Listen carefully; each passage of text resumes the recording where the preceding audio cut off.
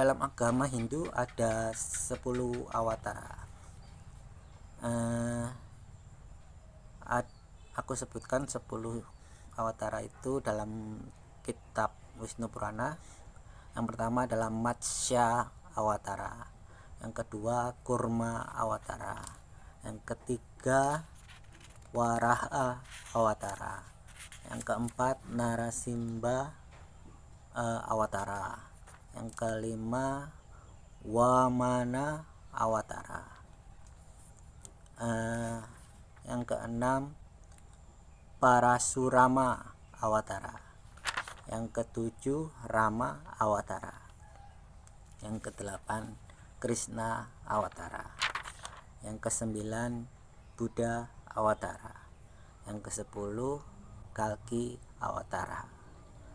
Dari 9 awatara itu sudah muncul, sedangkan awatara yang ke-10 Kalki Awatara belum muncul, dan aku ingin melamar jadi Kalki Awatara. Oke, aku ceritakan awatara satu persatu. Awatara yang pertama Matsya Awatara, digambarkan dalam bentuk ikan raksasa. Tapi menurutku awatara yang pertama ini sesuai dengan makhluk pertama yang ada di bumi. Ya mungkin ikan purba. Ingat kan, sebelum ada semua makhluk, ada makhluk pertama seperti ikan. Ya mungkin bukan ikan, tapi amuba atau bersel satu seperti itu. Jadi dia berenang di dalam air.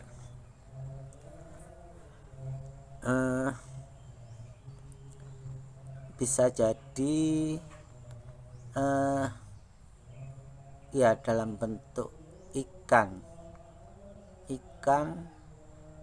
amuba juga berenang. Oke, yang berikutnya yang kedua Kurma Awatara. Dalam kitab digambarkan kurma berbentuk kura-kura.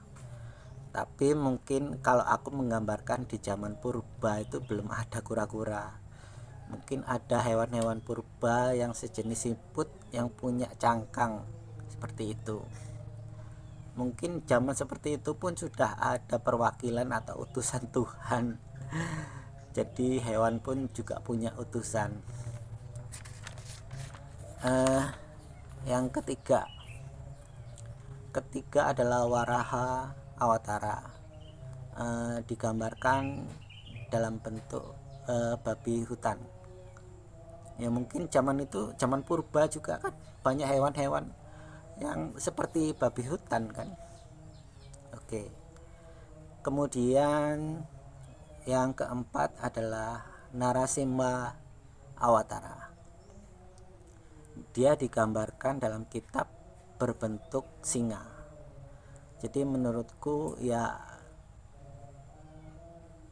mungkin bentuknya bukan singa juga ya. Ingat film Ice Age zaman Disney itu kan ada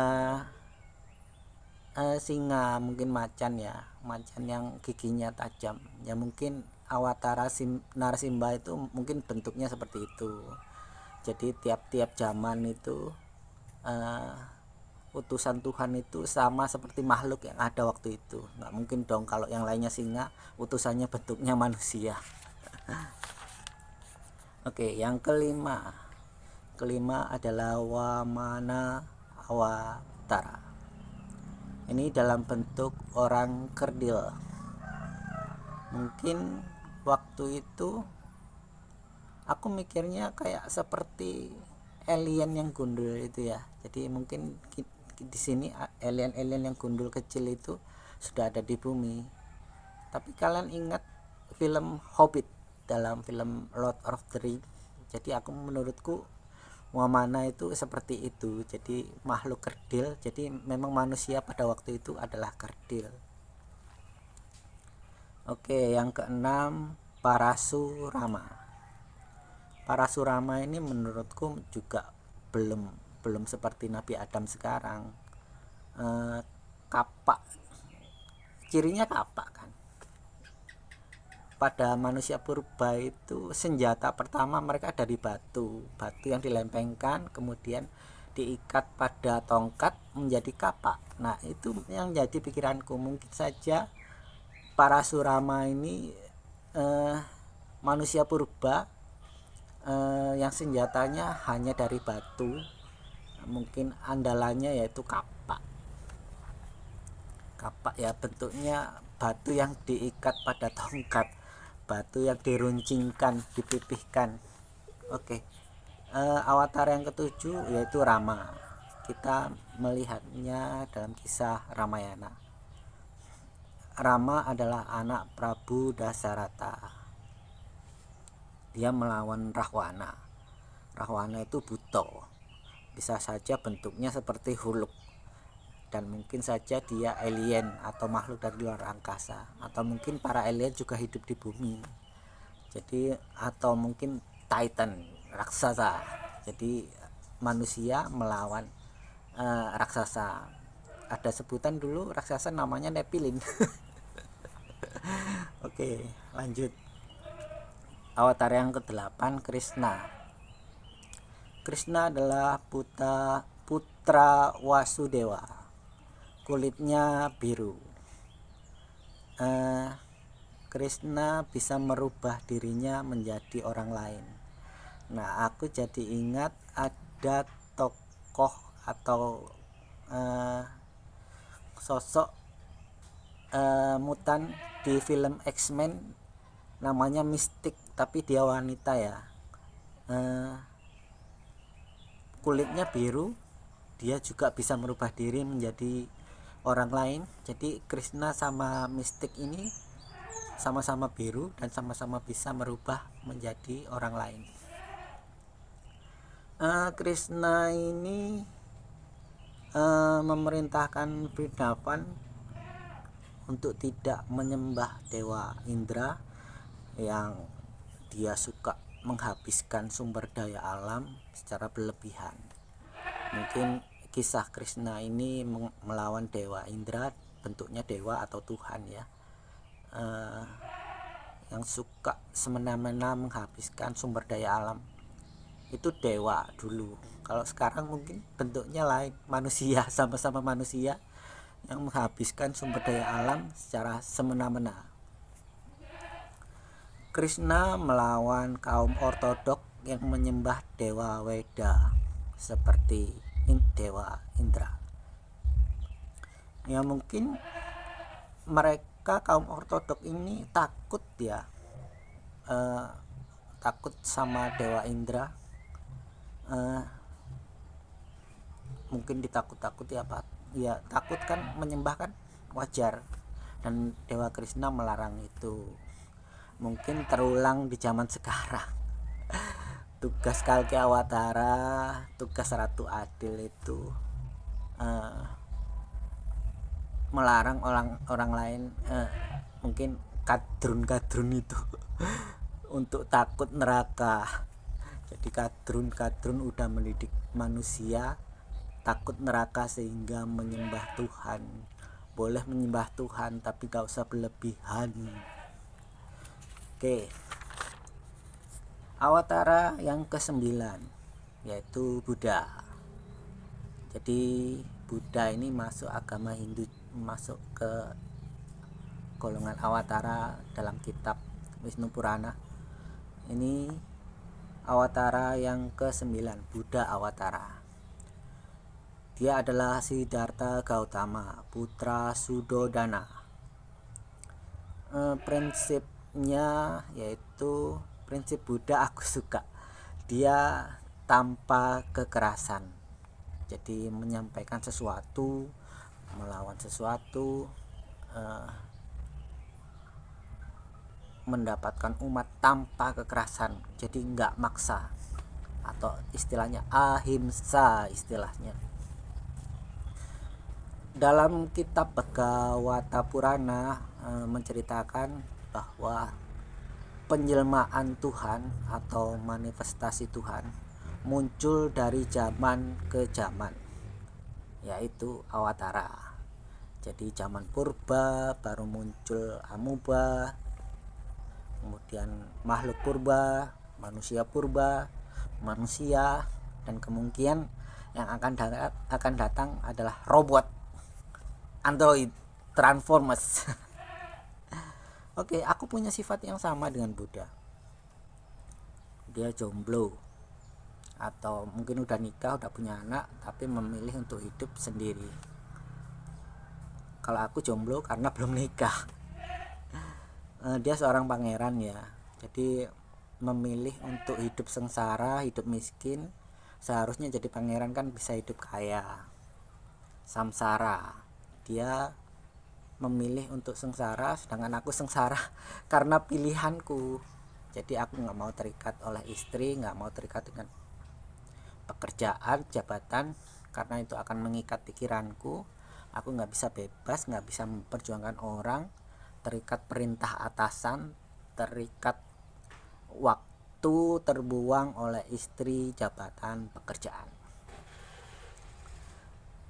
Dalam kisah Siddhartha Gautama, dia keliling dengan kereta kencana. Dia punya 4 aspek yang jadi pikiran dia, yaitu kenapa orang sakit, kenapa ada orang tua, kenapa ada orang mati, kenapa ada biksu. Aku punya pemikiran yang sama, coba bedanya Siddhartha Gautama keliling dengan kereta kencana, sedangkan aku keliling dengan jadi ojek online. Di masa keliling itu membawa penumpang, jadi mikir, melihat, mengamati. Jadi yang aku pikirkan masalah di dunia adalah intinya adalah uang, yang kedua agama. Oke, ini Kalki Awatara yang ke-10. Dia belum hadir, jadi diramalkan akan datang ya, kemungkinan zaman sekarang. Dan aku pengen melamar menjadi Kalki Awatara. Dia pakai kuda putih, pakai pedang, ciri-cirinya mungkin matanya merah, aku juga mungkin kadang merah juga. Bawa pedang, dia bawa pedang, sedangkan aku nggak suka. Mungkin senjataku Trisula Weda.